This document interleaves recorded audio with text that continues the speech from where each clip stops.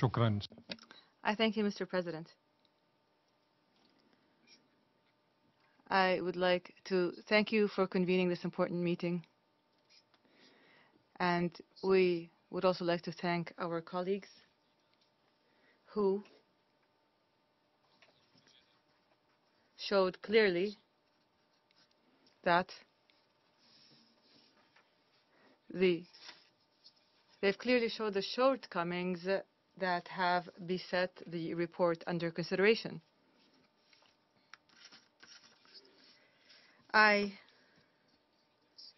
especially noticed what Mr. Moulay said in his briefing, in that the mandate that he was given and which was given to the Joint Investigative Mechanism to investigate the incident in Khan Sheikhoun is not a political matter.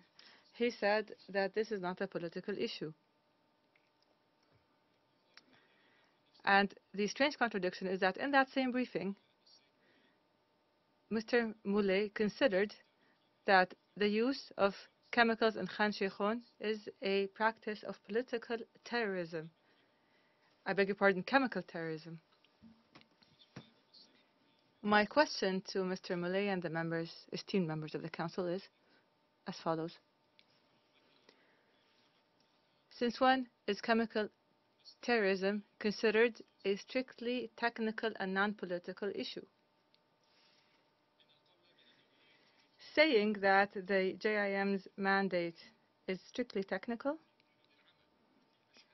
within and as part of work in a political scene and in a political atmosphere, complex political atmosphere, as our distinguished ambassador from Ethiopia has said, saying this is like some lazy students would say in school that focusing on physical education alone is enough to succeed in education, and that there's no need to study the rest of the curriculum. How can the head of the JIM say that the information pertaining to the use of terrorist groups, by terrorist groups, of chemical weapons and smuggling them to neighboring countries, which is information that was submitted by my country's government to him and to the fact-finding mission before him and to the counterterrorism committees before them and to the 1540 committee before all of this and to the Security Council in its entirety? In 130 letters, 130 letters on the use of chemicals in Syria and the smuggling of chemical weapons from neighboring countries. 130 letters. This is a whole book. Those we sent from the 6th of November 2012 to the 6th of November 2017. 5 years exactly. All of these letters pertain to the use of chemicals by armed terrorist groups in my country.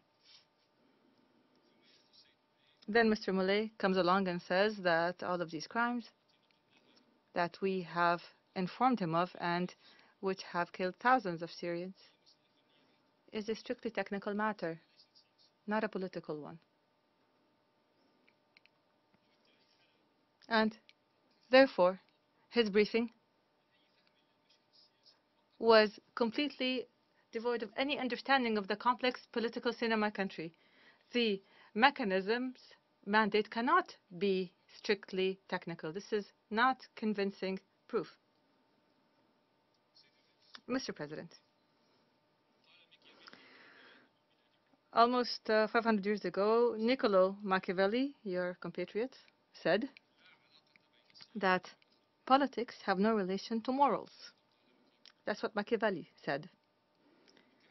And I can almost see him today observing on the behavior of the governments of some countries that proclaim morality and declare themselves guardians of the respect of international law and the principles of the United Nations Charter, while they themselves practice policies that belittle these very same noble principles and misuse them in order to further their destructive and interfering agendas. It is as if I see Machiavelli today, standing here and observing on the behavior of some United Nations committees and commissions that are supposed to be neutral, professional, and credible, while their work and their reports prove that they are instead committees that are biased, politicized, and immoral, and are talented in their work by using false witnesses and sources that it calls open sources and fabricated evidence. And this is the state of the fact-finding mission and the joint investigative mechanism whose report we're discussing today.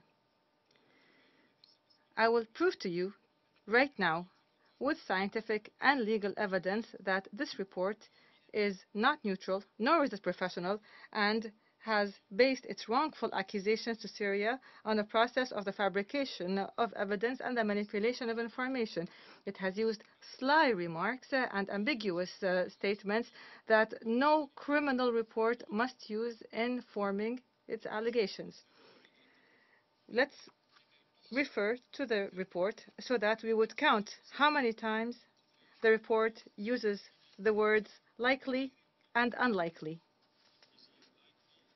And I repeat them in English, likely or unlikely, in discussing scientific evidence that must only be mentioned in surety. I will save the effort. These two words were used 32 times in the report.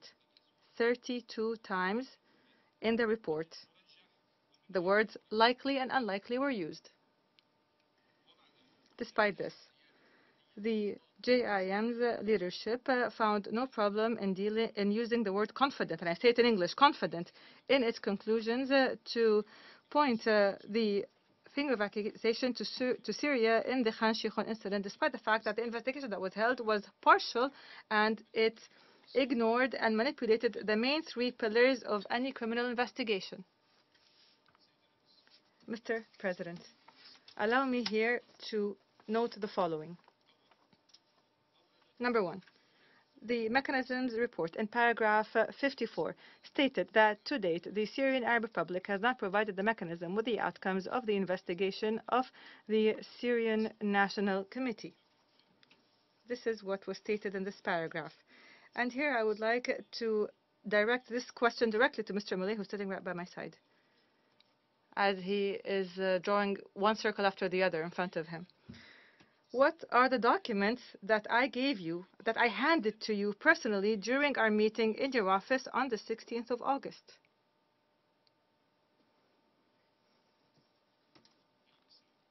Ladies and gentlemen, early that morning, the morning of the 16th of August, 2017, I met with Mr. Malay in his office and urgently, based on his request, in order to give him a copy of the report of the Syrian National Committee and its investigation in the Khan Sheikhun incident. And I personally informed him that he himself is the only United Nations official that has a copy of that report. Number two, the report, and on several occasions, mentions that the Al-Nusra Front is primarily in control of the city of Khan Sheikhun, including the crime scene. Therefore, the report is candidly saying and stating that those who prepared the evidence and fabricated the evidence and transported it to Turkey is the terrorist Al-Nusra Front organization, and that those who provided the so-called samples to the French, British, Turkish, and American intelligence services is the terrorist Al-Nusra Front, and that those who offered the false witnesses in Turkey's Gaziantep is the terrorist Al-Nusra Front, and that those who staged the crime scene and then buried it and manipulated it is the terrorist Al-Nusra Front. So after all this, how is it possible that the leadership of the mechanism is assured and confident that the conclusions it arrived at, based on what is called the chain of custody, which I say in English, chain of custody, how can it be sure that it was not manipulated by the Al-Nusra Front, which has been classified by your council as a terrorist organization? Al-Nusra Front is a terrorist organization, and it enjoys more credibility with Mr. Malay than the Syrian government does. 3. Paragraph 9 of Annex 2 of the report notes that the Al-Nusra Front and members and groups allied to it on the 21st of March 2017 launched an offensive against forces of the Syrian Arab Republic in the direction of Hama city. And the report states that the Syrian army regained control and moved deeper until the 3rd of April 2017 to areas that are deeper in the locations it had previously lost, which means this happened one day before the Khan Sheikhoun incident, just one day. And the question that I pose to everyone is, if the Syrian army was achieving these victories, as the report states, and is at the gates of Khan Sheikhoun's city, just one day before the incident takes place, Khan Sheikhoun, which is under the control of the terrorist Al-Nusra Front, then why stage this crime with its well-known repercussions? Why? Why use chemicals? And who truly benefits from it? The only party that benefits is the terrorist Al-Nusra Front and the governments of the countries that are accusing the Syrian government, with the goal of obstructing the progress of the Syrian army against the terrorists that have been genetically modified into moderates, as their sponsors like to call them. Some consider that Al-Nusra Front is a moderate terrorism. Number 4. Why did the fact-finding mission and the joint investigation mechanism not visit Khan Sheikhoun, i.e. the scene of the crime? Can one investigate a particular crime remotely, like you do while playing the PlayStation, without visiting the scene of the crime? Keeping in mind that the United Nations Department of Safety and Security, as was stated by my colleague, the representative of the Russian Federation, the DSS, confirmed the possibility of conducting such a visit. And here I would like to remind you of the pattern of not visiting the scene of the crime is nothing new to these mechanisms. For until this very day, the United Nations has not complied to the request that the Syrian government had made on the 22nd of June 2013 to investigate the crime of the use by terrorist armed groups of chemical weapons in Khan al-Assal, despite the fact that Mr. Ban Ki-moon, the former Secretary General, had tasked Dr. Sillstrom with the task of investigating this crime. 5 years have passed and the Khan al-Assal incident has yet to be investigated. I repeat, 5 years. Number 5. Why did the Al-Nusra Front, which controls Khan Sheikhoun, rush to cover the crater with asphalt, and why did it meddle with the scene of the crime? If the sponsors of this terrorist organization have nothing to hide, then wouldn't it have been better for them to facilitate the investigation and prevent the compromising of the scene of the crime? Number 6. Why did the GIM not collect samples from the Al Shuairite air base, which the US administration claimed to be the launching point of the chemical attack? And the interesting point, dear colleagues, here is that Mr. Mollet told me himself that he was the one who decided not to go to Khan Sheikhoun, and that he was the one who decided that it is not within the mandate of the mechanism to take samples from the Al Shuairat airport.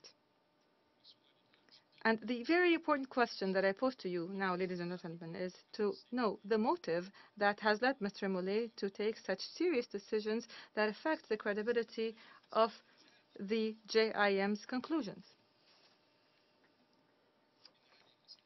All of these questions, ladies and gentlemen, Mr. President, would surely have outraged Britain's Hitchcock himself.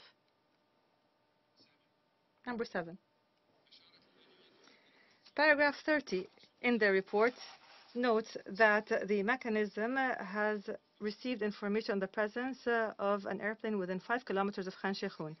And it states that the expert it consulted concluded that depending on a number of variables, such as altitude, speed, and flight path taken, it would be possible for such an aerial bomb to be dropped on the town from the aforementioned distance.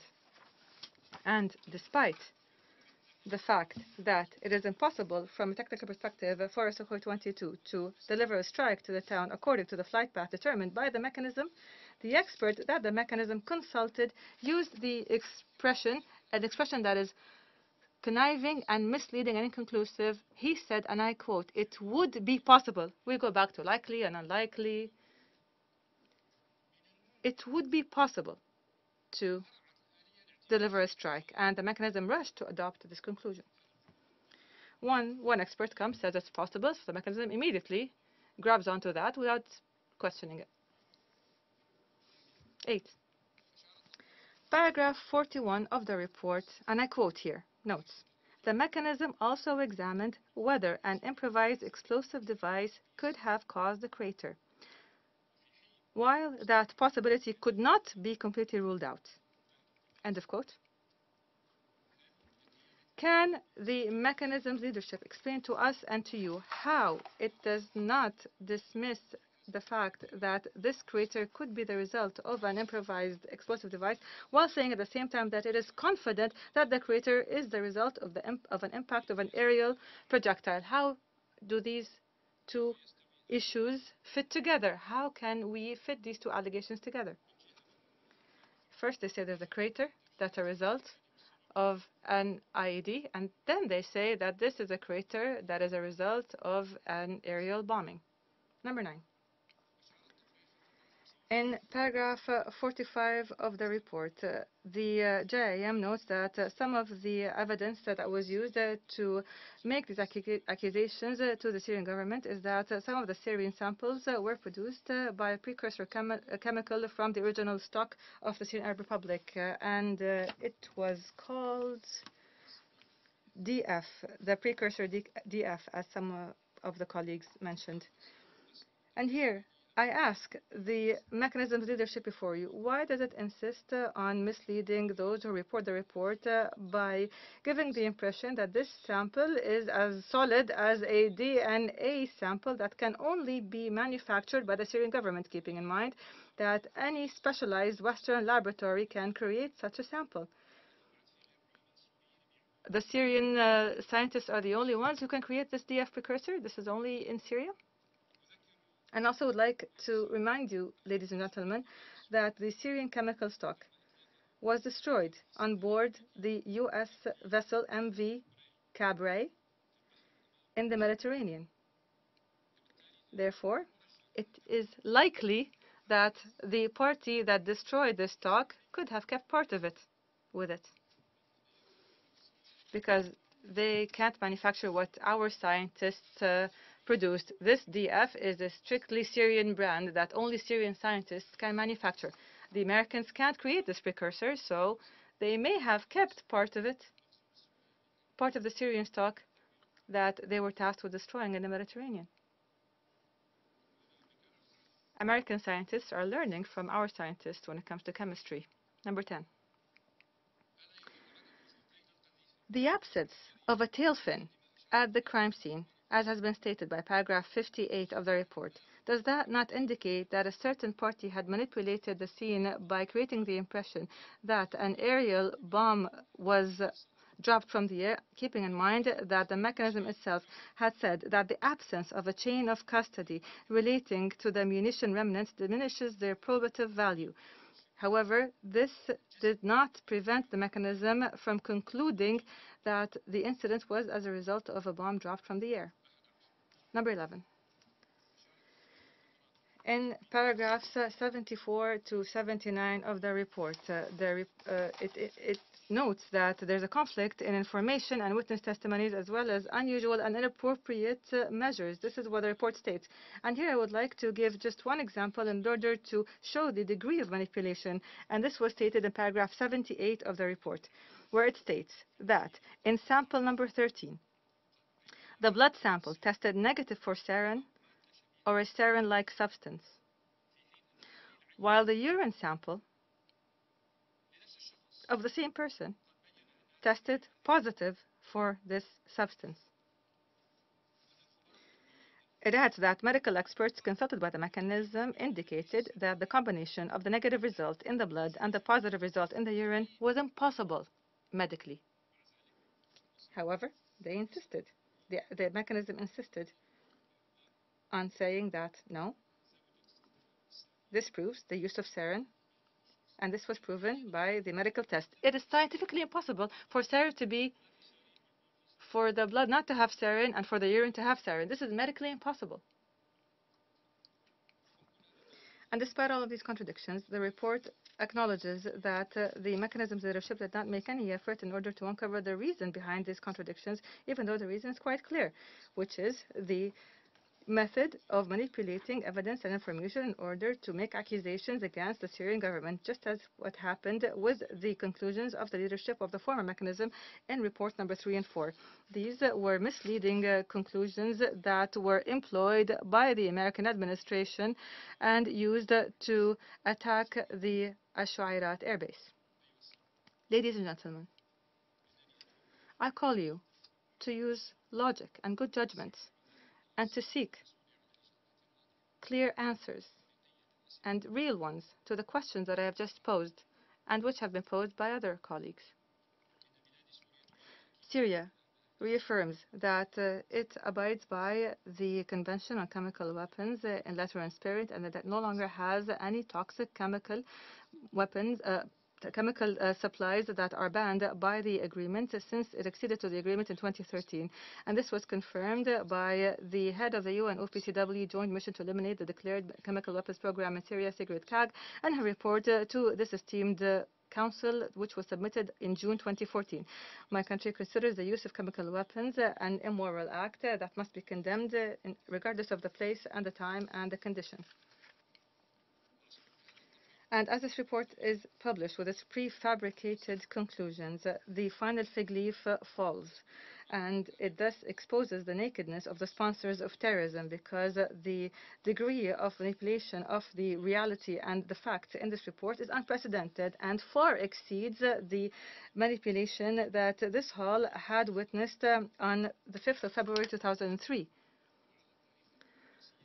The crumbling diplomatic history might be repeating itself in a pathetic scene that reminds the world of the fabricated claims that were made by Secretary Powell in a meeting that I personally attended in this very council on the 5th of February 2003, when Powell submitted evidence that he called facts and conclusions based on solid intelligence. He said it in English. Facts and conclusions based on solid intelligence.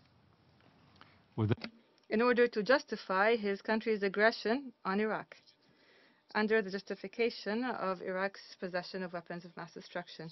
And it is truly odd, Mr. President, that his colleague, Secretary Kerry, came back on the 26th of August 2013 to use the very same expression in order to mislead international opinion and to pre-justify an aggression against Syria at the time.